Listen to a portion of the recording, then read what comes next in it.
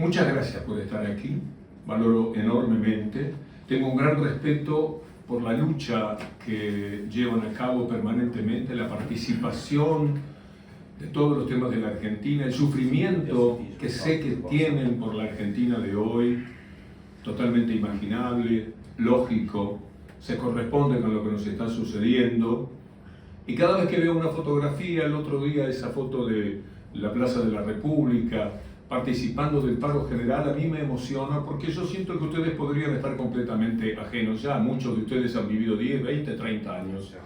Aquí, sin embargo, están posiblemente mejor informados que la gente de Buenos Aires, porque hacen el ejercicio cotidianamente. Estoy seguro que empiezan el día mirando algunos portales que los ubican sobre lo que va sucediendo en la Argentina. Yo no voy a traer demasiadas novedades al respecto, pero sí cuál ha sido la intención de este libro. Este libro se llama Casta de la crueldad, miseria y entrega en la Argentina de Milei. Algunos tramos pequeños se los voy a leer. Este es un libro urgente, diría, sobre lo que está pasando en estos momentos en la Argentina. Se llama Casta de la crueldad, porque la crueldad es uno de los elementos que define, de las palabras que nos dan cuenta hoy día de las características del gobierno de las corporaciones a cargo de un gerente llamado Milei, que actúa en la Casa Rosada no solamente como gerente de los empresarios argentinos, de los ricos de la Argentina, sino también de los Estados Unidos. Crueldad es una manera de denominar, pero podría ser todavía más explícito, por el hambre que ha generado en distintos sectores postergados de la sociedad argentina, por la condena al retorno a la pobreza de una parte de la clase media, cosa que se verá todavía más nítidamente en el transcurso del año. Yo creo que crueldad y violencia son las palabras que más distinguen al actual gobierno de la Argentina. Crueldad para atacar a los ciudadanos medios y a los más desventurados, a los que tienen mayores problemas. Crueldad para atacar la cultura, crueldad para atacar a la ciencia, crueldad para atacar a la salud. Es decir, ninguno de los elementos básicos de nuestra vida, aquellos por los que todos ustedes seguramente han luchado, están en pie. Todo es víctima de una embestida, de una arremetida feroz del actual gobierno.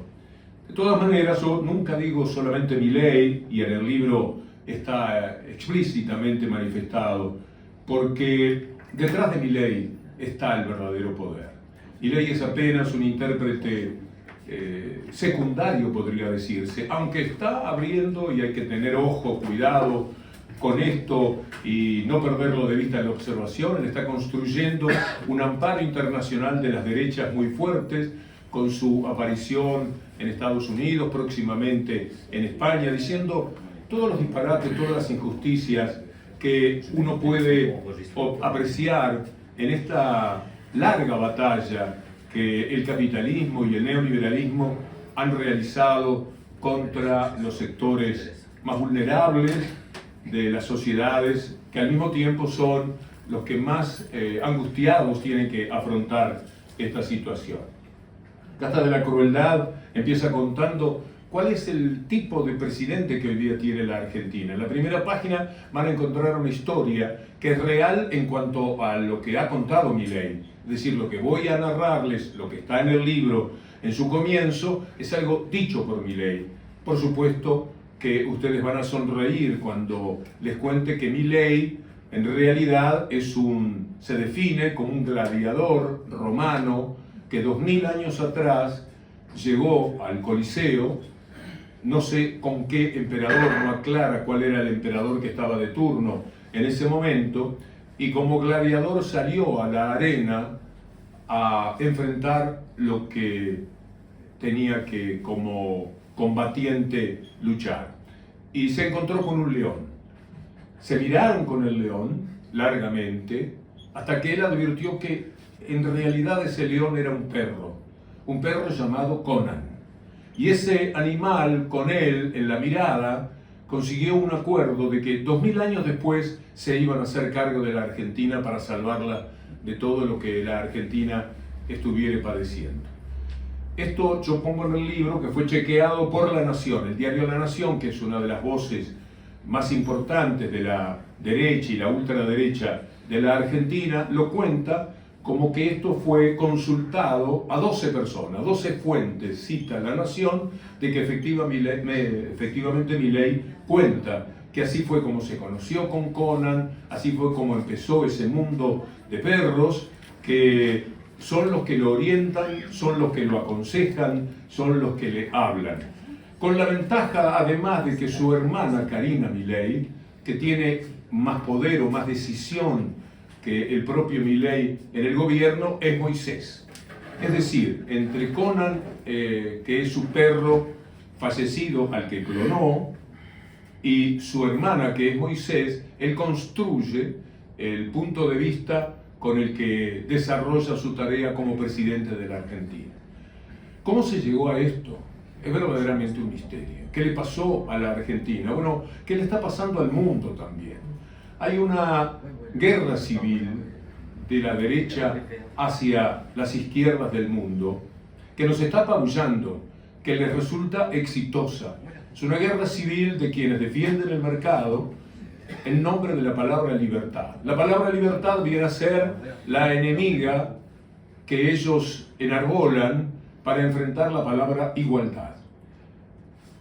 Como si pudiera haber libertad sin igualdad o la búsqueda de la igualdad. Esta es la oposición, la creación que esa derecha internacional tiene desde hace muchísimos años. En los años 70, muchos de ustedes son conocedores de esa época, el orientador de las políticas económicas de Milei, Friedrich Hayek, era el mismo que estaba orientando el gobierno de Pinochet, pero también es el mismo Hayek que orientó a Thatcher en el arranque de Thatcher.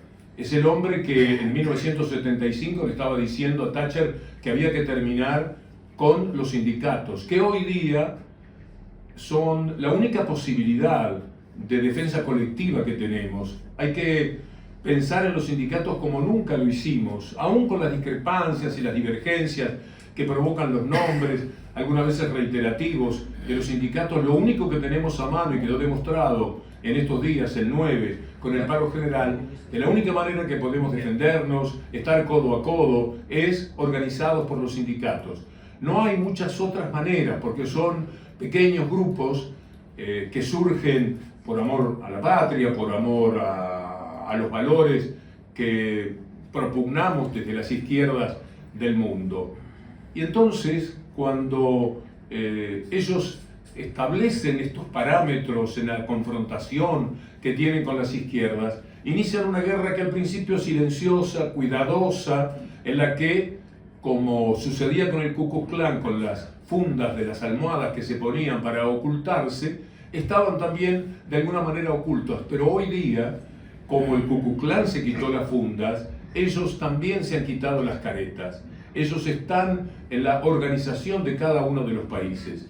Lo que hace Milei, ustedes lo pueden encontrar buscando las opiniones, las sugerencias, las órdenes que daba la Asociación Empresaria Argentina, a cargo de Roca y de Mañeto particularmente. Roca es Techín, Mañeto es el grupo Clarín, y ellos en septiembre del 2023 emitieron un comunicado en el que decían todo lo que tenía que hacerse en la Argentina para ponerla otra vez entre los mejores países del mundo.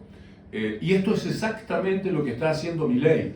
Poco después, en el libro documento el momento en que vuelven a reunirse los integrantes de la Asociación Empresaria Argentina. Y dicen lo mismo, pero felicitando ya a Milei porque había puesto en camino todas aquellas indicaciones, órdenes que dan desde los sectores neoliberales que hoy día están asolando el mundo. Lo que le pasa a Francia, que ustedes viven muy de cerca, es efectivamente que el neoliberalismo ha ganado un terreno que nunca imaginamos que pudiera suceder en Francia, en toda Europa. Esa Europa que ahora condena a la gente a que ni siquiera reciba información de la guerra de Ucrania, porque estamos en una situación en la cual hay que opinar de una sola manera. Están creando un pensamiento único, trabajan exactamente para eso. Como sé que el tema de la guerra de Ucrania les ha sido especialmente importante, yo elegí una primera lectura del libro para que ustedes entiendan lo que trato de manifestar en el libro. Tiene que ver el capítulo, son pequeños capítulos que están hilvanados por el discurso, pero que para hacer una más rápida lectura pensamos en hacerlos cada página y media, cada 2 páginas, para que el libro tenga una agilidad tal que si ustedes lo abren en la página 130 van a encontrar algo que yo creo que les puede interesar. Y lo mismo en la página 15, como hacemos muchas veces con los libros. Después, de acuerdo a lo que nos va provocando, empezamos a unirlo y en algún momento lo empezamos de cero y recorremos todo el libro. Lo que hay detrás de Ucrania está Estados Unidos, pero detrás de Estados Unidos está BlackRock. Y esto lo cuenta particularmente John Robert Kennedy, que es un hombre que es hijo de Bob Kennedy y sobrino de John Fitzgerald Kennedy. O sea, es un hombre importante, hoy día independiente en la política de los Estados Unidos. Esta es una guerra que nunca debería haber ocurrido. Es una guerra que los rusos intentaron repetidamente resolver en términos que fueran muy beneficiosos para Ucrania y para nosotros, Estados Unidos. Lo principal que querían era que mantuviéramos a la OTAN fuera de Ucrania, eso querían los rusos. Los grandes contratistas militares quieren añadir nuestros países a la OTAN todo el tiempo, porque entonces ese país tiene que ajustar sus compras militares a las especificaciones de armas de la OTAN, lo que significa que ciertas empresas, las menciona, todos nombres americanos, la más conocida Lockheed, lancen una trampa en el mercado. En marzo del 2022, ayer nomás, dice, gastamos 113.000 millones de dólares. Solo para dar un ejemplo, podríamos haber construido una casa para casi todas las personas sin hogar. Luego gastamos otros 2.000 millones de dólares. Desde entonces, hace 2 meses, en marzo, y ahora el presidente Biden pide unos 60.000 millones, que fueron 90 y pico de mil millones que consiguieron hace poco, no solo para Ucrania, sino también para Israel. Todos, pero los grandes gestos de producción después de la guerra se van a producir después de la guerra, cuando tengamos que reconstruir todo lo que destruimos. A Mitch McConnell, personaje importante de la política, le preguntamos, ¿podemos realmente permitirnos gastar 113.000 millones en Ucrania? No te preocupes, en realidad no se trata de Ucrania, se destinará a los fabricantes de defensa estadounidenses. Entonces simplemente admitió que es un plan de lavado de dinero.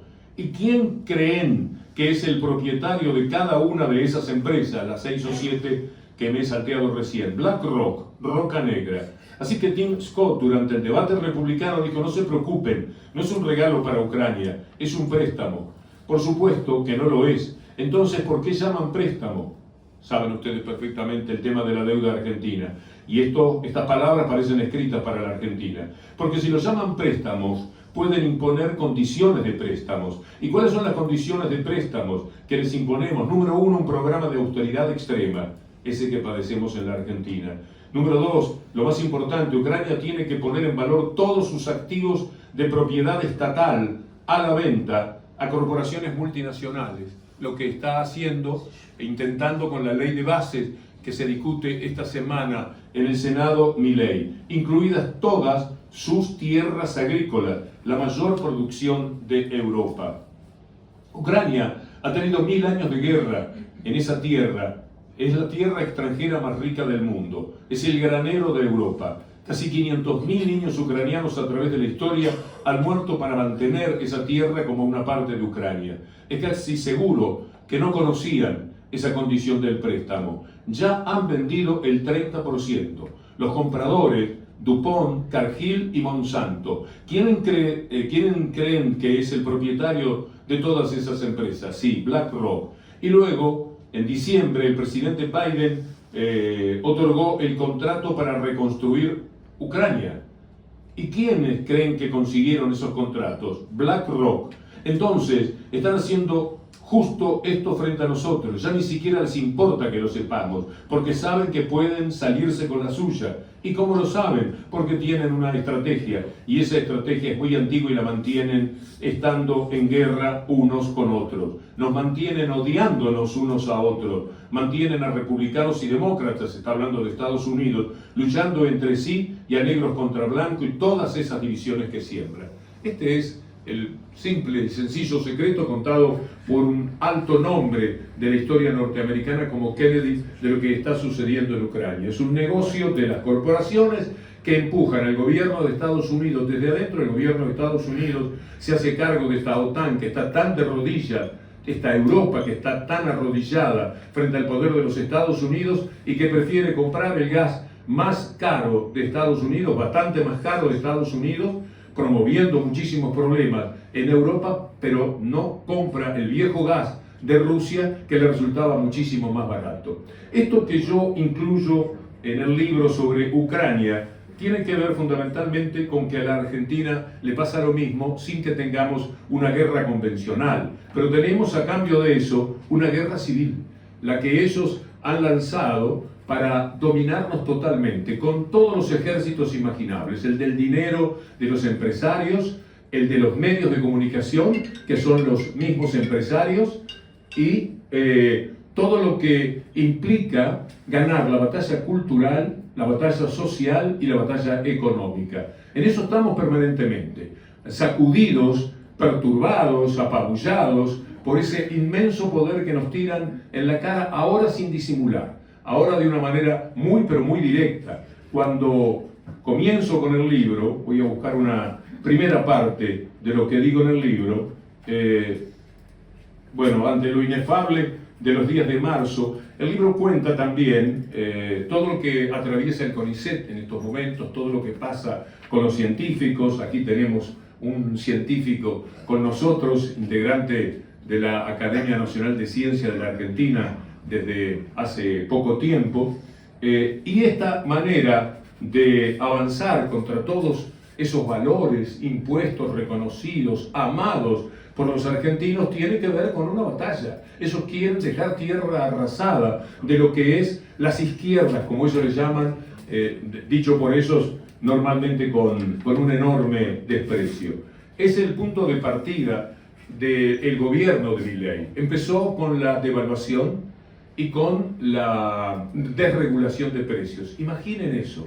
Veníamos de un año sumamente complicado, por un gobierno que fue débil, por un gobierno que no representó muchísimos de los valores el nombre de los cuales había sido votado, y que permitió seguramente, ambientó un poco más esa desilusión, ese desencanto de la población, que terminó con Milei. Cuando nos preguntamos al principio de esta charla, ¿cómo llegamos a Milei? ¿Cómo nos pasó que este hombre que habla con los perros, cuya hermana es Moisés, etcétera, se han hecho cargo de la Casa Rosada? La respuesta también tiene que ver con los errores cometidos desde la vereda de enfrente, con lo que no se hizo, con la desilusión que provoca repasar estos 4 años, que aunque parezca mentira, sin embargo, son mejores que este año, porque los números, lo que está pasando en la Argentina de Milei, son muchísimo más desastrosos que aquello que pasaba nada más que hasta diciembre. Inmediatamente, con el DNU de la desregulación de los precios, las prepagas, que es un sostén de un sector, de una clase media importante como la que tiene o tenía la Argentina, esa misma noche lanzaron aumentos que llegaron al 160% y que todavía están, porque hay alguna orden de que los bajen a 114%. Miren cuál es la diferencia. Desde diciembre para acá. Bueno, aprovecharon la posibilidad de ir a favor de la desregulación y contra esa clase media que ahora está padeciendo las tarifas más increíbles. Gobernando naturalmente desde esas decisiones.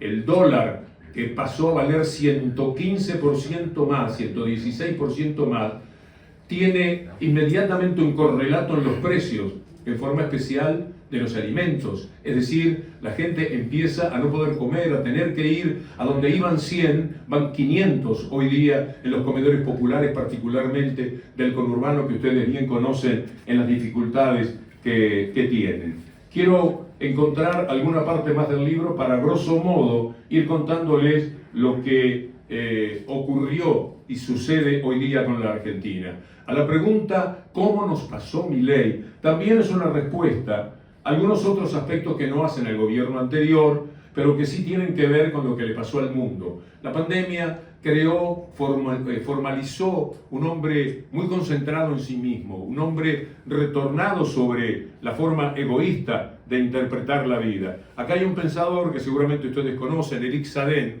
al que menciono en el libro, escritor y filósofo francés, que se adelantó de alguna manera a estos tiempos y en el 2020 decía que probablemente veríamos en los años post-coronavirus emerger un fascismo de nuevo cuño. Y eso tenemos en la Argentina, una mezcla de fascismo. Es decir, podemos llamar a este gobierno de muchísimas maneras. Una de ellas es la mención del fascismo, que lamentablemente a mí me cuesta decir fascismo porque le decimos fascismo al mismo tiempo a muchos comportamientos de la política y hemos desgastado un poco la palabra política, la palabra fascismo. Y cuando aparece de verdad en una expresión de cuño argentino, encontramos que de repente no representa totalmente lo que queremos decir y lo que ellos significan y lo que ellos nos están haciendo.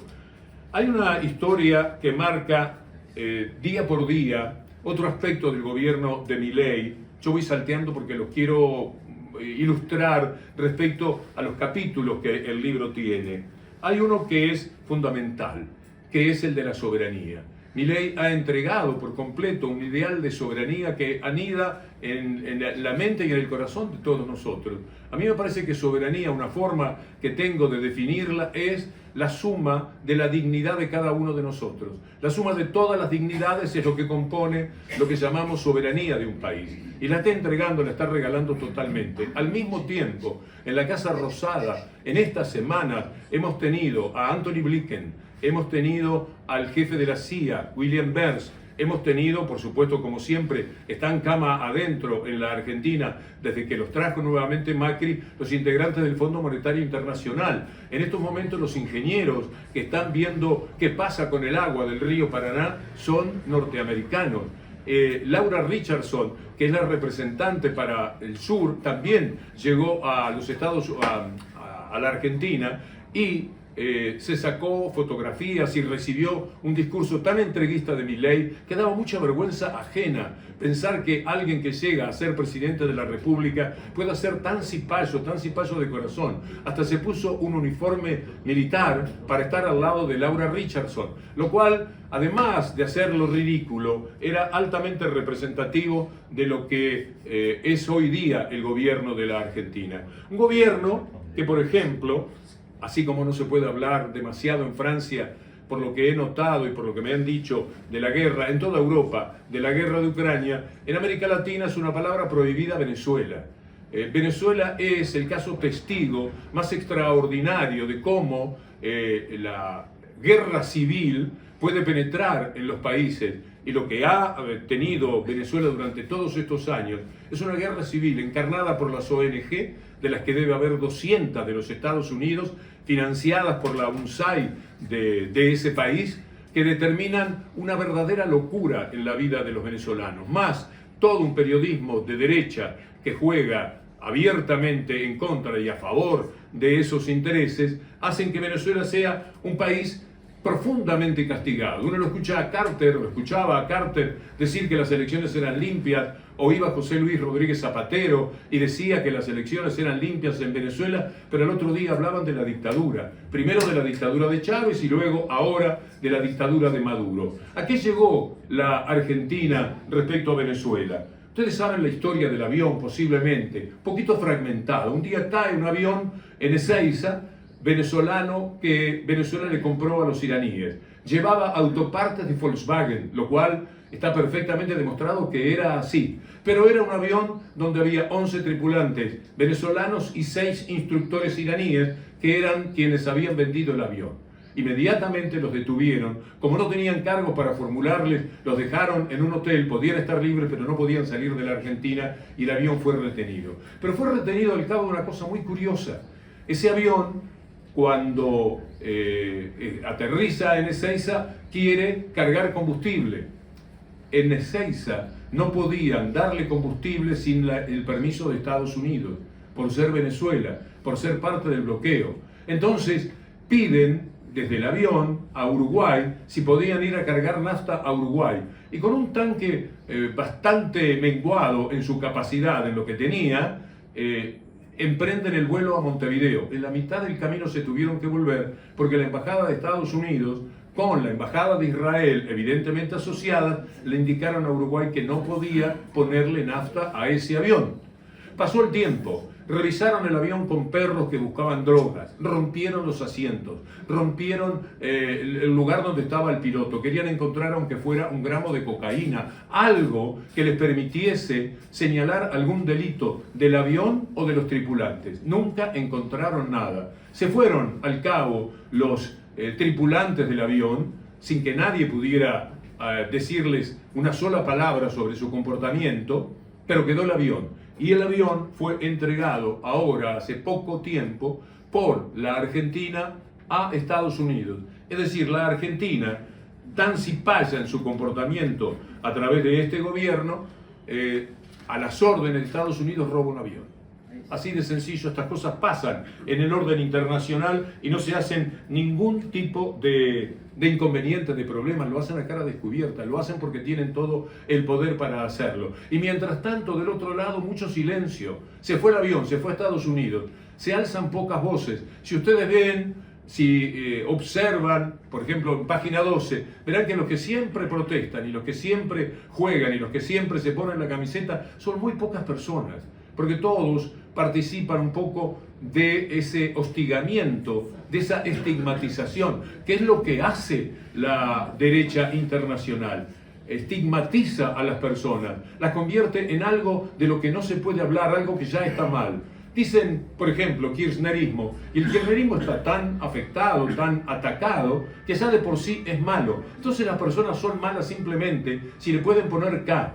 Muchos no sienten que sean así, pero pueden parecerse en su pensamiento. De todas maneras, al ser señalados con el dedo, particularmente por el grupo Clarín, como K, están impedidos de hablar o son vituperados, atacados al otro día de una manera sistemática. Cuando pasa el diario por debajo de la puerta, en realidad sería mejor, más saludable que pasara una culebra, porque es menos peligrosa que el veneno de ese diario. Estoy hablando en términos imaginarios porque ya no pasan diarios por abajo de la puerta, eso es de nuestra generación, cuando lo primero que hacíamos era asomarnos a ver si habían llegado los diarios. Era otra etapa del periodismo, era otro tiempo de ese periodismo que de alguna manera tenía un cierto prestigio en nuestras vidas. Lo decía el diario, no pensábamos que los diarios podían mentir. Los diarios tenían una ideología. La Nación lo leíamos con naturalidad, sabíamos que pensaba de derecha, sabíamos quién era Mitre, conocíamos la historia de ese diario y todo lo que se leía, que eran puntos de vista ideológicos, podían ser refutados por nuestras convicciones. Y no había ningún problema. El drama fue cuando a partir de la ley de medios, esos diarios se fueron entrenando para la mentira y para el lawfare. Lo mismo le sucedió a Lula, lo mismo le pasó a Evo en Bolivia, lo mismo ocurría naturalmente en Venezuela, lo mismo pasó en Ecuador. Muy rápidamente encontraron que había una veta inexplorada que era nada menos que la mentira.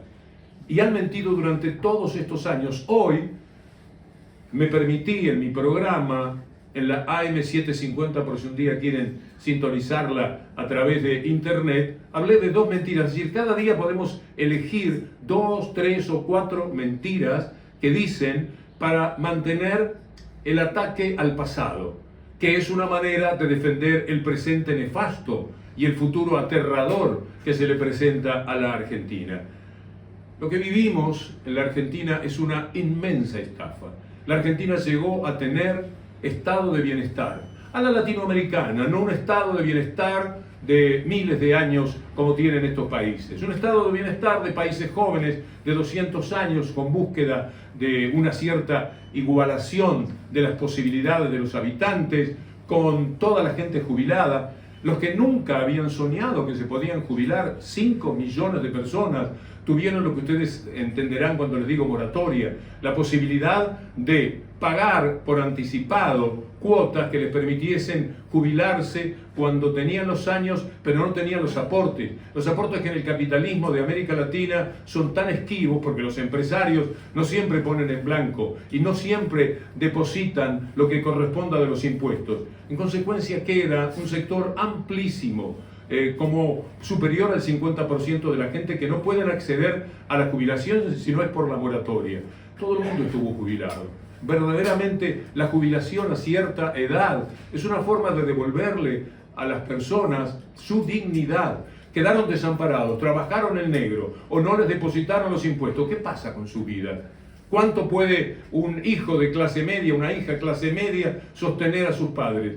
Allí estaba la jubilación, que no solamente es un salario, sino también es el entretenimiento, los viajes, las excursiones y los medicamentos. Un sueldo extra que venía con la posibilidad de jubilarse.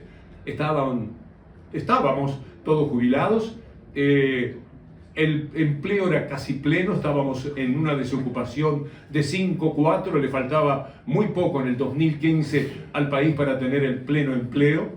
Los salarios eran en dólares los más altos de América Latina. Ustedes pueden chequear cada uno de los datos que me permito dar con un pequeño trabajo de ciudadano y poner qué era lo que sucedía en la Argentina con su salario, etc. La clase media en esos años, antes del 2015, fue triplicada. Si ustedes ponen clase media argentina, Banco Mundial, 2014, pongan ese año, 2014, el Banco Mundial reconocía que se había duplicado y más la clase media de la Argentina. Esas clases medias que lamentablemente después juegan en contra, porque al crecer desarrollan expectativas que no siempre se pueden satisfacer y que se van volviendo contra además con eufemismos, contra como los progresistas, muchos que conozco en la Argentina de los años 90. A los 20, 30 años, 25 años, se es progresista, se quiere cambiar el mundo, se tiene sueños. Pero después la vida a muchos los va tratando un poco mejor. Pasan a una condición económica diferente, empiezan a sentir molestias por la patente del auto, por los precios de los bienes que han adquirido y que nunca soñaron. Hasta el 2015 llegaron a tener auto cientos de miles de personas que nunca habían imaginado que iban a llegar al primer auto usado por lo menos y muchísimas veces 0 kilómetros, o que iban a tener las vacaciones masivas que se daban en aquel tiempo. Bueno, todo esto ocurría en esa Argentina. Jubilación, trabajo digno, porque el trabajo, cuando el salario es muy modesto, no sé si llamarlo trabajo. El trabajo tiene que ser una contraprestación en la cual la dignidad del trabajador esté a flote. En aquel tiempo lo estaba. Vivíamos un estado de bienestar. ¿Qué hicieron entonces? Para la derecha, para los que piensan desde la derecha, para los que odiaron toda la vida el peronismo, para los que odiaban al kirchnerismo, fue construir, sobre todo ya en el tiempo que venía de la ley de medios, construir la idea de la corrupción. Debo decirles que a mí también me pasó. Al principio, en el 2008-2009, uno no estaba entrenado para ver que los diarios podían mentir aviesamente, sabiendo que mentían. Tuve la fortuna de que yo repetí una de esas mentiras, que yo también creí en la corrupción Kirchner. Y un día, Néstor Kirchner, a quien no conocí, me llamó por teléfono, porque yo estaba diciendo por radio una serie de disparates que tomaban nota de la manera que nosotros nos informamos. Uno lee todos los diarios y construye la información. Los diarios más importantes hablaban de esa corrupción. Y yo lo estaba mencionando 2 días consecutivos, el lunes y el martes siguiente, febrero del 2010. Un día de esos, el martes, me llama Néstor Kirchner por teléfono y me dice: mire, yo creo que usted no está diciendo esto de mala fe. Por lo tanto, quiero darle todos los elementos, mandarle ya mismo a mi secretario para que le entregue todos los documentos que demuestran que lo que dicen los diarios y usted está repitiendo es mentira. ¿Qué era lo que se había mentido? Que había comprado dólares en el 2008 para pagar un hotel y los diarios lo presentaban como que era un dinero dólares que compraba para ahorrar, como hacen la mayoría. Entonces, si un presidente, expresidente, que tiene a su mujer como presidenta, compra dólares, está cometiendo un delito espantoso. Y esto era lo que decían los diarios y esto es lo que yo recogí. Y él demostró, primero a mí y luego a los medios, algunos en La Nación no tuvieron más remedio que admitirlo, que los dólares habían sido gastados a los 4 o 5 días, creo, de haber sido comprados. Cuando me pasó esto, yo me quería ir al micrófono, estaba con el teléfono en la mano y le decía, doctor, déjeme ir al micrófono y pedir disculpas. No, dice, yo no quiero ni que pida disculpas, yo quiero que usted lo sepa. No, pero permítame ir. Dice, le reitero, va mi secretario, no quiero que haga una aclaración, esto es para usted, porque ¿qué voy a hacer frente a todos los demás que no van a llevar en la punta lo que yo diga? Esto para mí se convirtió en un aprendizaje. Todos necesitamos en la vida de ciertos momentos en los cuales la cabeza nos hace clic y empezamos a entender. Yo estaba mintiendo horriblemente sobre la conducta de un hombre que con su mujer habían creado una cosa que políticamente a mí no me disgustaba para nada y me gustó mucho más todavía en los años de la creación de derechos que vinieron a terminar en el 2015. Vuelvo a la estafa. La estafa consistió en que, como no se podía atacar ese gobierno por lo que normalmente se sacude a los gobernantes, falta trabajo, salario bajo, la gente no se jubila, la educación no es tratada, el 6,5% del Producto Bruto Interno en toda aquella época estuvo destinada a la educación. Fue un tiempo en el que pudieron estudiar los jóvenes y pudieron estudiar también las personas de edad que por distintos motivos no habían cumplido. Se creaba un programa llamado FINES. Todo esto era una poderosísima inversión. Se fabricaron más de 1000 escuelas, se construyó una cantidad inmensa de hospitales, uno de ellos, llamado el Hospital El Cruce, un orgullo de la Argentina aún hoy. Se nacionalizaron, se estatizaron empresas que estaban en las manos de ellos. Si ustedes buscan Clarín al volver a su casa de hoy, de ayer y hoy, van a encontrar que Clarín dice muy suelto de lengua que Vaca Muerta está generando ya el 50% de la energía de la Argentina. Y ustedes tienen que leerlo y tener el entrenamiento necesario. ¿Pero cómo? ¿No me decías que Vaca Muerta fue un error, su estatización? ¿No me volviste loco diciendo que era una barbaridad quitársela a Repsol? ¿Acaso sería mejor que fuera Repsol el dueño de toda esa energía que prontamente la Argentina utilizará para sí misma, para todas sus necesidades, si ya está usando la mitad, si ya recoge de petróleo y de gas muchísimo más que en los últimos 20 años? ¿Sería mejor que ese dinero se lo llevase Repsol, en cuyas manos está, o es mejor que quede para la Argentina y que quede para la Argentina toda la vida? Ese era el Estado que teníamos. La creación de derechos, además, esa creación de derechos que al que no está referido a veces no le importa tanto. A mí me emociona muchísimo la ley de matrimonio igualitario, porque tengo muchísimos amigos y amigas homosexuales que encontraron ahí algo que cuando se establece la ley, luego va generando el respeto. Es decir, primero la ley que los defiende, que los protege del insulto, de la molestia, del desprecio, de tantas cosas. Pero luego la habitualidad, la costumbre, el saber que hay un derecho y crear desde esa ley tan generosa una cultura de absoluta convivencia con aquello que por algún motivo en lo sexual o en otros aspectos nos puede resultar diferente. Ese era un país. Ese es un país extraordinario del que poco hablan, porque naturalmente sucumbimos frente al poder de los que hablan del país de hoy y del país del futuro, diciendo una vez más que con el neoliberalismo se van a acumular tantos y tantos elementos materiales que un día nosotros simplemente vamos a tener que poner la mano, porque ellos van a tener tanto que el vaso se va a desbordar y nosotros nos mojaremos la mano poniendo la mano debajo del vaso. Esto es lo que, digamos, como síntesis, quizás un poco grotesca, dicen ellos desde el neoliberalismo. Dejalos crear fortuna, dejá que Roca en vez de 8.000 millones de dólares tenga muchísimo más, dejá que Roca se haga cargo de YPF, porque Roca, gran defensor de Milei, lo primero que consiguió en pocos días, descaradamente, fue hacerse cargo de YPF y poner en el gobierno de Milei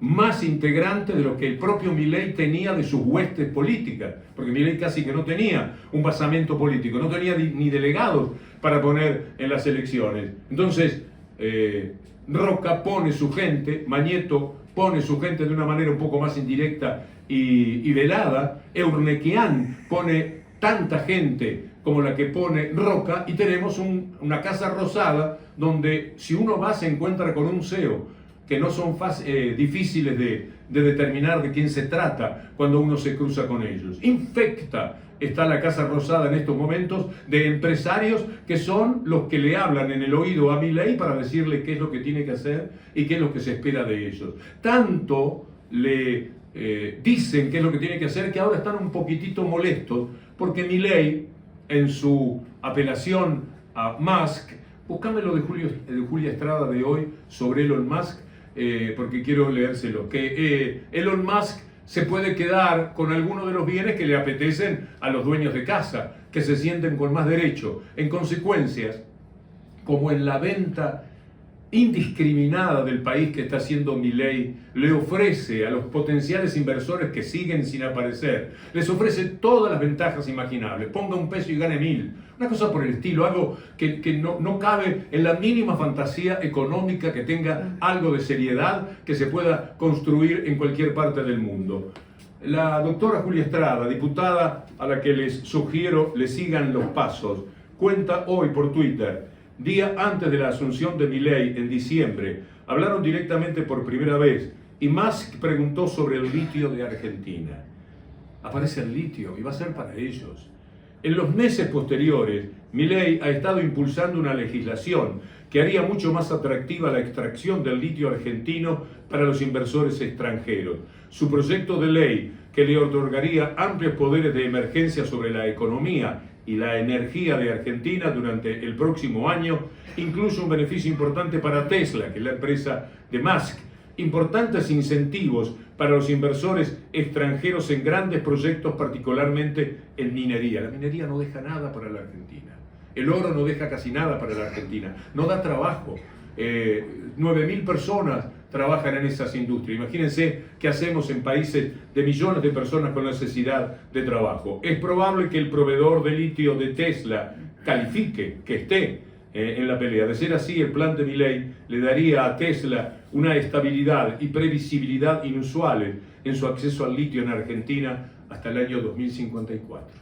Muchos de nosotros no vamos a estar ni por asomo en esa época, ni nuestros nombres siquiera, y sin embargo, él todavía será dueño del litio, con esas ventajas que tienen los grandes empresarios que después vuelven a hacer acuerdos en algún momento, allá por el 2035, van forzando la situación para que el acuerdo que es hasta el 2054 sea hasta el 2070. O sea, está entregando el litio de la Argentina para toda la vida. Le entrega YPF a los empresarios, es decir, le quita al Estado, lo desguaza de tal manera que el Estado solamente es eficaz para reprimir. La gran eficacia que pretenden tener es para la represión. Por eso entiendo que se trata de una guerra civil, una guerra en la cual ellos ponen el ejército poderoso, del otro lado un ejército sumamente debilitado. Ellos ponen las condiciones, las reglas de juego. Se juega con la cancha inclinada, los que saben de fútbol me entienden. Se tienen muy pocos jugadores del lado de las izquierdas, los jugadores más poderosos están del otro lado y todos los jueces son de ellos, porque eso también sucede en la Argentina. No existe una justicia más vergonzante, una justicia más entregada, más delincuencial que la justicia que empieza con la Corte Suprema de Justicia de la Argentina. De ahí para abajo, todo tiene que ver con las corporaciones. Miles de fallos que ellos entregan siempre son a favor de las corporaciones. La eligieron de esa manera. Rosenkrantz, el que fue presidente de la Corte y ahora es uno de los integrantes, es un personaje que antes representó, incluido Clarín cuando la ley de medios, a decenas de empresas corporativas de la Argentina. Y él es ahora el hombre que está para cuidar esos beneficios en la Corte Suprema de Justicia. Por lo tanto, tienen la justicia, tienen los diarios. Miren, en el 2024, en este menosprecio, se forja la novedad de una derecha internacional que da la cara. El Ku Klux Klan se quita la funda de las almohadas que protegían la identidad de sus asesinos. Está bien ser eso que son. Es decir, les parece normal, les parece ya natural, han naturalizado todo y nosotros permitimos que esto suceda. AEA, la Asociación Empresaria Argentina, posó para los fotógrafos a principios de año, como jamás lo habían hecho, de este año estoy hablando ya, del 2024. Sus integrantes, con los Roca y Manieto al frente, aparecieron sentados en 3 filas. ¿Vieron cómo posan los campeones olímpicos, las delegaciones cuando ganan un torneo? Bueno, ellos ganaron el torneo con sus reglas de juego. Sonrientes y ganadores como posa una delegación vencedora en los Juegos Olímpicos. Los blancos de cogote rojo, los supremacistas norteamericanos, que es un lugar donde tenemos un punto de partida de todo el daño que se le hace al mundo. Son esos blancos norteamericanos, esos cogotudos, de cogote rojo realmente, seguidores de Trump, los que sostienen el poder. Miren lo que hicieron en el libro, creo que en el libro lo cuento, sí, en Richmond un día ganó un gobierno de izquierda. Demócrata para mí funciona como tal, pero a veces hay demócratas que son más hacia la izquierda todavía. En Richmond venció uno de esos sectores políticos y quisieron terminar con las facilidades para tener armas en los Estados Unidos, que ya sabemos qué es lo que promueven. Al otro día se presentaron 22.000 personas, la mayoría de ellas armadas, rodearon el Capitolio de Richmond para tirar abajo esa medida. Eran todos los mismos en el sentido de pertenencia política, que fueron en enero del 2021 al Capitolio de Washington y lo invadieron con imágenes que todos tenemos en nuestra mente. Eso hizo la gran derecha norteamericana. Al país que se golpea el pecho de ser el más demócrata del mundo, casi le tiran abajo. Mataron gente adentro del Capitolio. Pero a la derecha no le pasa nada. A Trump no le pasa nada. Vamos a ver ahora si por lo menos en un tipo de delito que no es económico ni político, que tiene que ver con los vicios espantosos, porque todo él es espantoso, de Donald Trump, le puede costar un juicio que lo están llevando bastante en serio y que puede terminar en la cárcel. A mí me fascina la metáfora de algo que puede suceder.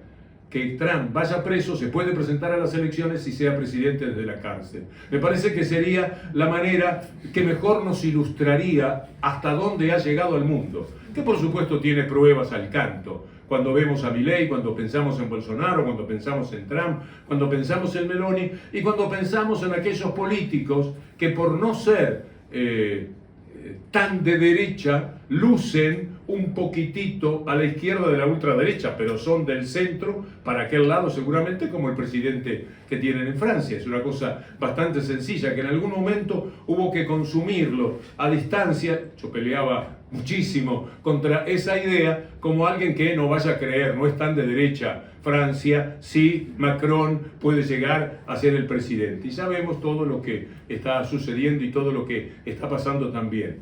A veces me alivia, porque si a Francia le pasa lo que le pasa, ¿por qué no le sucedería a nuestros países de esta América Latina, siempre tan castigada, tan tratada como patio trasero de los Estados Unidos, tan ofendida permanentemente en su dignidad? Ustedes díganme si en algún momento, me parece que podría ser si te parece, Leo, podemos trabajar sobre alguna pregunta que responderé lo más rápidamente que pueda porque no quiero abusar del tiempo.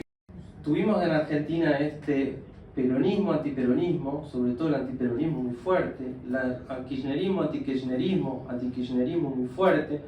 ¿Vos pensás que en este momento estamos en algo nuevo? ¿O es, o sea, una línea de este peronismo, antiperonismo, antikirchnerismo, pero ante algo nuevo y mucho más grave? Sí, directamente el asalto de las derechas en todos los países, con una gran cobertura, un gran blindaje internacional, que es lo que está buscando Milei con sus viajes a Estados Unidos, con la reunión que va a tener en Vox, que naturalmente va a repercutir en toda Europa. Ni Macron, verán ustedes, va a quedar ausente de lo que significará la extrañísima, absurda, pero posible influencia que Milei pueda tener en las derechas internacionales, porque él, si habla con el perro, si tiene a su hermana que es Moisés, si se anima a esas cosas, imaginen que también se anima a cualquier otro tipo de disparates en su discurso, es capaz de decir cualquier cosa, verdaderamente no tiene límites. A veces parecería que las neuronas que hacen que nuestros discursos sean cuidadosos, que no digamos cualquier cosa, a él le faltasen. Ese es muy particular. Estamos en un tiempo de multiplicación del odio, un odio hegemónico, un odio que se lleva todo por delante. Acaban de matar en estos días a 3 de 4 mujeres lesbianas, porque está habilitado. Hay como una especie de permiso para la violencia. Si el presidente de la República habla como habla, si los que trabajan para él se comportan como una tal Petovelo que está en la parte de recursos humanos y lo hace de la manera más desgraciada, impiadosa y cruel que uno puede imaginar, es que, bueno, se animan a todo. Quiero dar respuestas breves para más preguntas, espero que se entienda. Javier, allá tenías una pregunta. Buenas tardes, gracias por estar, Víctor Hugo, con nosotros. Brevemente, mi pregunta, comentario y pregunta es: has abundado sobre una descripción del gobierno de Milei y de la fase del periodo que estamos atravesando, lo has descrito muy claramente con la lucidez que te caracteriza. Mi pregunta, te pido de que nos des tus reflexiones respecto de lo que viene, de cómo se aborda esta situación, de qué ves vos respecto de las reacciones que hay contra este gobierno, respecto de, vos mencionaste el valor de los sindicatos. Yo tengo en mente la marcha que hubo hace algunas semanas de rectores de universidades con sindicatos de estudiantes, con sindicatos de docentes, la CGT con los diversos, con las CTAs, o sea, todos los... Bueno, lo que viene es en Argentina, si a eso nos referimos, si a eso nos abocamos especialmente, es un tiempo de inmensas dificultades, pero atroces, Es decir, el empleo empieza ya a perderse, el salario no tiene manera de tener repercusión, le han puesto el pie en la cabeza a los trabajadores, la CGT puede negociar algún pequeño alivio, pero serán nada más que alivios. La ciencia, la cultura y todos aquellos valores en los que tanto creemos seguirán muy atacados. Cuando le voten un presupuesto después no se lo van a mandar, subejecutarán todo lo que haga falta para esos sectores. Es decir, la malicia no va a terminarse nunca y yo creo que va a aumentar, porque todo esto los va empoderando cada día más. En cuanto a algo que me importa también dejarles, es la esperanza de una reflexión que ojalá la compartan. Finalmente, con todo lo que ocurrió, con todo esto de la derecha, con las redes sociales, que son en realidad redes antisociales, con ese ataque del grupo Clarín y todos los demás, el poder político, que es una de las formas del poder, estuvo a punto de mantenerse. Si ustedes piensan que a Massa, que no era un candidato que me gustara para nada, pero era una especie de coyuntura política que hubiera sido 1000 veces mejor que esto que nos pasa con Milei, 1000 veces mejor, aún ese Massa que seguramente yo por algún motivo estoy seguro que hubiera combatido. Massa estuvo a 2,5 puntos de ganar en la primera vuelta. Es decir, hubo posibilidades muy ciertas. Cuando avanzaba la noche de la elección nos ilusionamos con que eso podía suceder. Y después en el balotaje, esa derecha con tanto poder, con todo el dinero, con todo, sacó en el balotaje una ventaja que dejó a Massa, a los que iban con Massa, con el 44% de los votos. 44-50 en el movimiento que siempre establece de disconformidad el liberalismo, el neoliberalismo, marca que yo creo que por lo menos la elección a presidente próxima se puede ganar. Es decir, el poder político es recuperable. Después veremos qué se hace con el poder político y quién es el que lo ejerce. Pero teniendo el poder político, por lo menos tenemos un dique. Lo que hubiera sido Massa era un dique a todo esto que están haciendo los poderes concentrados de la Argentina. Así que mi expectativa no son las elecciones de medio término, donde sería muy interesante aumentar la cantidad de representantes en el Congreso. Pero hay tal estigmatización. Fíjense ustedes que hay quienes van a votar la ley de base porque como el kirchnerismo vota en contra, los diarios fogonean todo el tiempo que fulano y mengano votan con el kirchnerismo, por lo cual votan con lo puerco, votan con lo que tiene mal olor. Esto le hacen sentir a la gente. Aún así, las elecciones de medio término pueden marcar una recuperación en el Congreso para la pelea de estos años. Y la elección a presidente, ojalá que esté por acá después de la otra elección, casi que lo digo por mí, ojalá que pueda estar aquí con ustedes conversándolo. La recuperación del poder político es probable. Lo que no se va a recuperar, quizás nunca para mí, es el poder real. El poder que da la justicia, el poder que da los medios, el poder de obstrucción que tienen sobre los gobiernos populares, el poder de condicionarlos, el poder de cambiarlos. Vean ustedes Chile. Bueno, Chile es una izquierda muy modesta, muy modosa. Alberto Fernández fue un gobierno que tuvo cosas interesantes, no quisiera apartarme totalmente de eso. Yo fui muy crítico de él, como la gran mayoría. Por ir puesto en perspectiva, no fue tan malo. Y hizo cosas como mantener las pymes, como mantener el trabajo, como mantener los salarios, aunque sea con los bonos. Hizo cosas que yo creo que algunas de esas yo lo intento cuando hablo, como en estas mismas palabras en el micrófono, en la radio donde trabajo, que podrían reivindicarse algunas cosas, que nos haría bien dejar de mirar el tiempo de Alberto Fernández casi despectivamente, con esta posibilidad de que van a ser un desastre, de que van a condenar a una situación económica muy dramática a sectores que los han votado, en esto de núcleos duros, de un 35% de izquierda dura, kirchnerismo, podríamos decir, y un 35% de derecha dura, hay un 20, un 25, un 30% que fluctúa en estas cosas que se refieren a la situación económica. Si tuvo 44, un gobierno que tenía la más alta inflación dentro de ese tipo de gobierno de los últimos años, una cierta división interna, y de todas maneras llegaron al 44%, no es que se quedó en el 25, en el 27, que de ahí a 50 no hay manera de llegar. No, de 44 a 50, con un poquitito más, se puede ganar las elecciones. O sea que la esperanza es recuperar el poder político. Después veremos qué se puede hacer con ese poder político para ponerle diques a esta locura de la derecha. Y la provincia de Buenos Aires, porque ahí la estigmatización no parece calar tanto, perdón. ¿Cómo? La provincia de Buenos Aires. Ahí la estigmatización no parece. La ciudad de Buenos Aires. No, La la provincia, provincia de la Buenos provincia. Aires. Sí, estigmatización. bueno, yo creo que debí mencionarlo, quizás invirtiendo los elementos que me hacen pensar positivamente. El gobierno de Kicillof es el gobierno de una persona muy inteligente, muy honesta, que entiende la política, que no está poseído por ambiciones desmedidas. En política siempre se tienen ambiciones, sino para qué se va a estar en la política. Yo creo que es un hombre extraordinario y que el paso que hay que dar es poco a poco empezar a rodearlo, que no haya una interna que siempre caracteriza al peronismo, que lo deteriore, que le genere, qué sé yo, una caída de imagen. En este momento Kicillof es una reserva moral, ética y política, para mi manera de ver las cosas, que tiene el sector de la izquierda popular de la Argentina.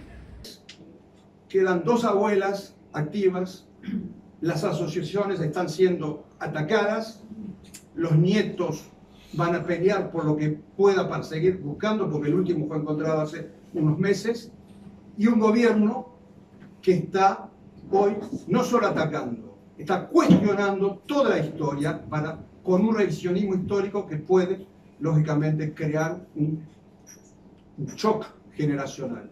¿Cómo hoy se puede hacer frente a toda esta situación de negacionismo?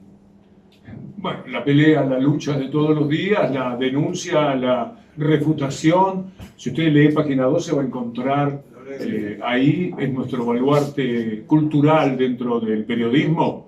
No hay un solo día en el que estos temas no estén, por todo lo que implica Villarruel, la vicepresidenta, que a mí me provoca más horror que Milei, todo lo que ella está haciendo, esta reivindicación, pero también tiene que ver con el comportamiento de las derechas en el mundo. Es decir, el pensamiento fascista, el resurgimiento de los nazis es una especie de melancolía de la maldad.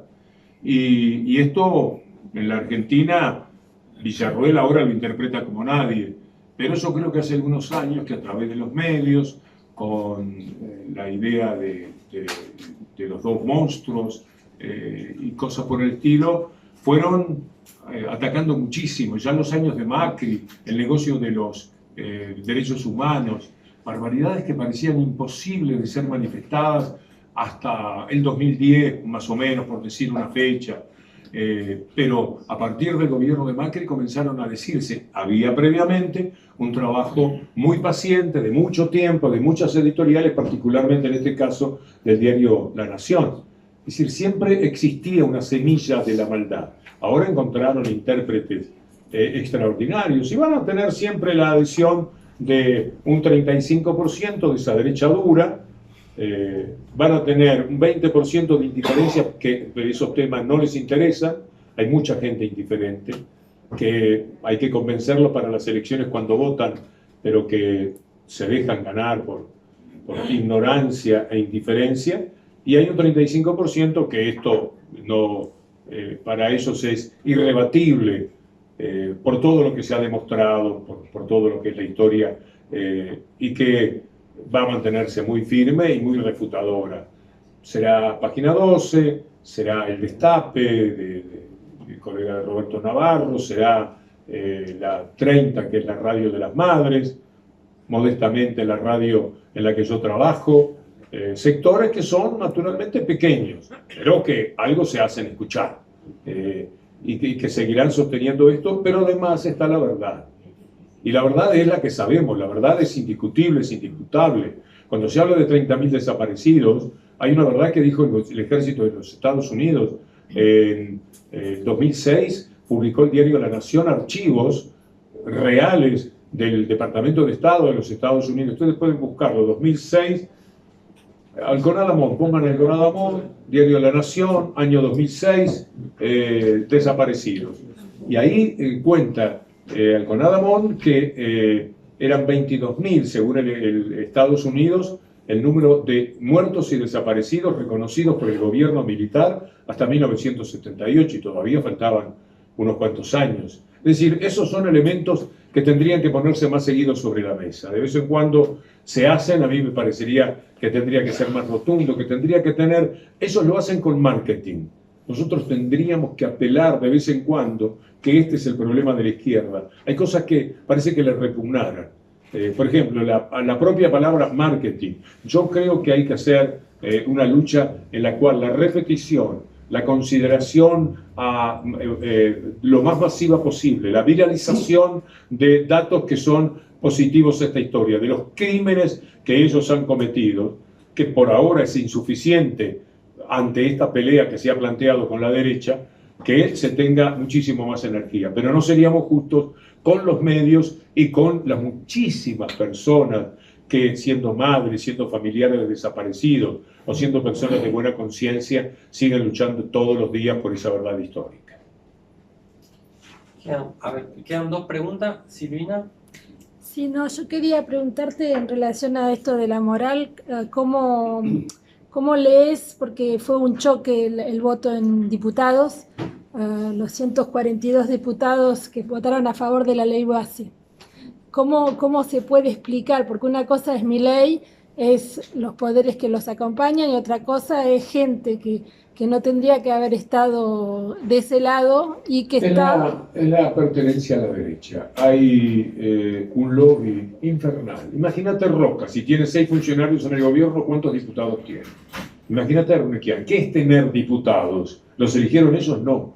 Les dieron las posibilidades de que llegaran a ese lugar. Se deben a ellos. Por lo tanto, como el tema no pasa tanto por Milei, sino que pasa por los empresarios, por el poder económico, van a estar siempre cerca del poder económico. Lo único que van a evaluar son las consecuencias que pueden tener para su vida política, sobre todo la inmediata, la de la reelección, al cargo de diputado, etc.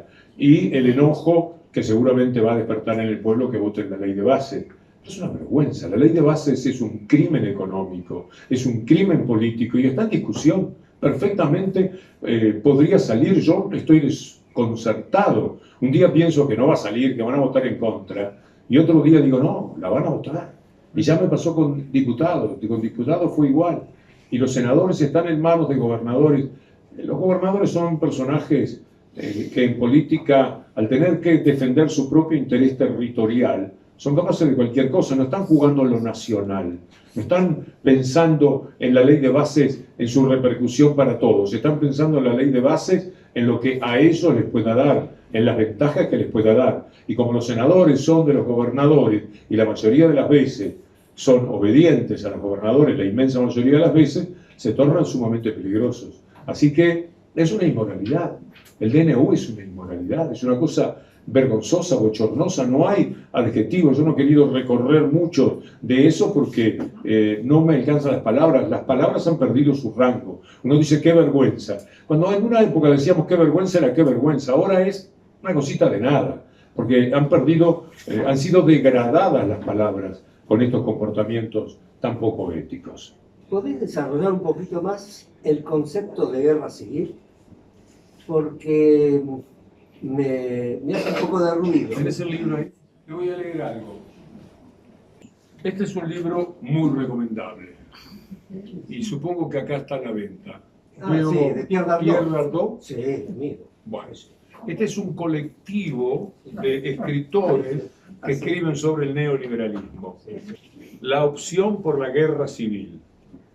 Esos han analizado el neoliberalismo desde todos los puntos de vista. Yo lo tengo bastante subrayado el libro, pero mire, para no ir demasiado lejos, el neoliberalismo desde sus orígenes es el resultado de una opción propiamente fundacional, la opción por la guerra civil.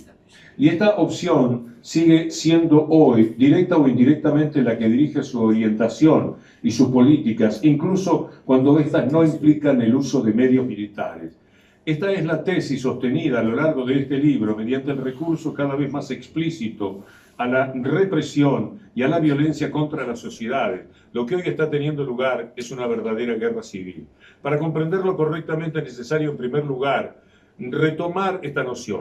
Hay un sentido masivamente extendido que opone la guerra civil como guerra interior a la guerra interestatal como guerra exterior.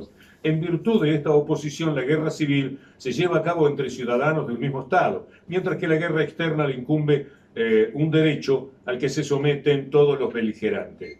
Mientras que la política es la suspensión de la violencia a través del reconocimiento del imperio de la ley, la guerra civil es el desencadenamiento en reglas de la violencia de una ira que combina en forma indiscutible furia y venganza. Entonces, tomo nada más que esta parte de lo que dice.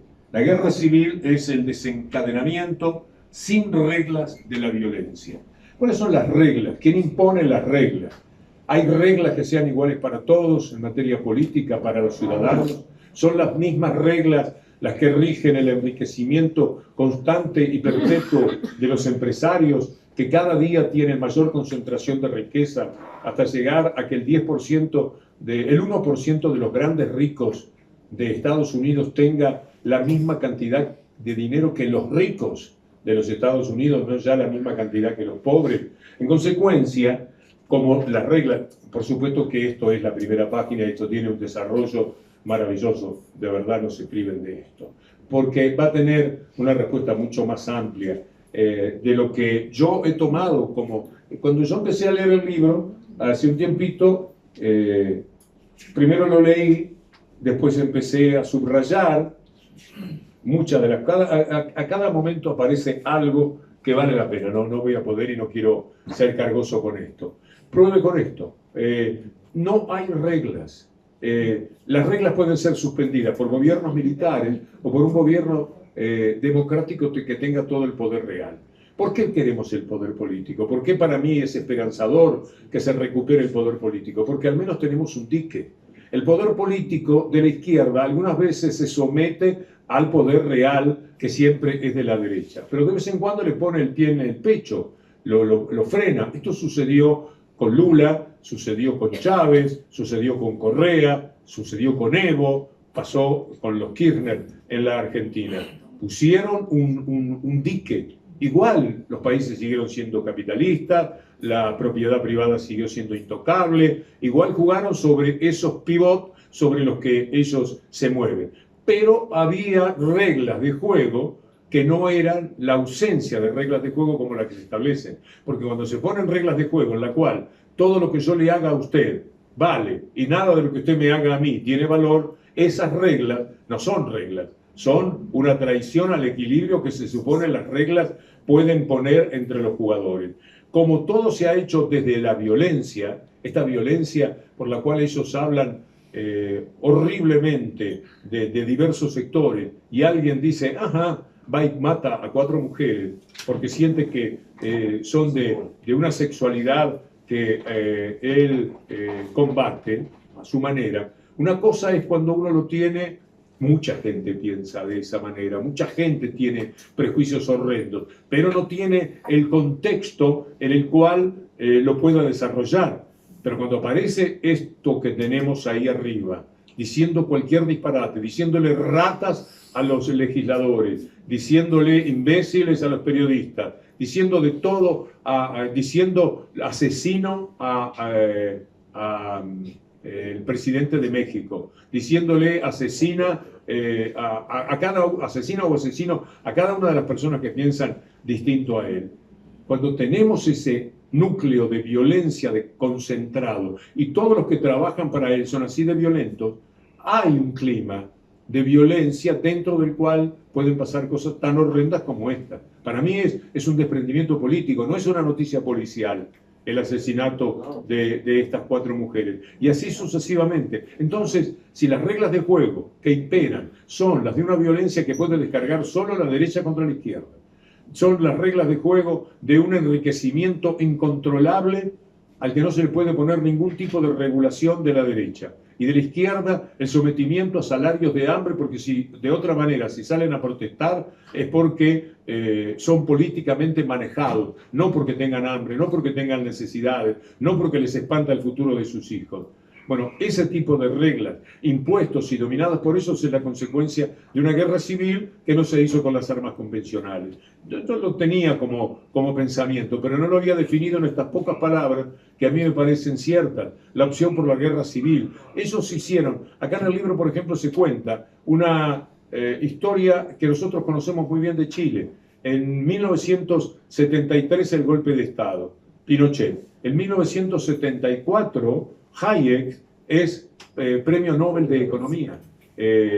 Con lo cual, hay ahí y en 1975 es recibido por Thatcher y es el que le dice a Thatcher todo lo que le convendría hacer y todo lo que es el espantar a los sindicalistas. Vaya si lo intentó Margaret Thatcher. Entonces ahí hay un comienzo que parecía no visible de una acción cuyo empeño destructor de toda fuerza que represente la idea de igualdad, todo lo que se oponga a la idea de que el mercado es el único Dios posible, todo eso que ellos vienen a blindar con la palabra libertad, para mí es un ataque con otras armas que en este momento resultan mucho más poderosas de pronto que las propias armas convencionales que se pueden utilizar. Yo creo que estamos, yo lo adopté, yo hace ya tiempo, que vengo más o menos diciendo en mis programas de radio, porque quiero, de vez en cuando, la repetición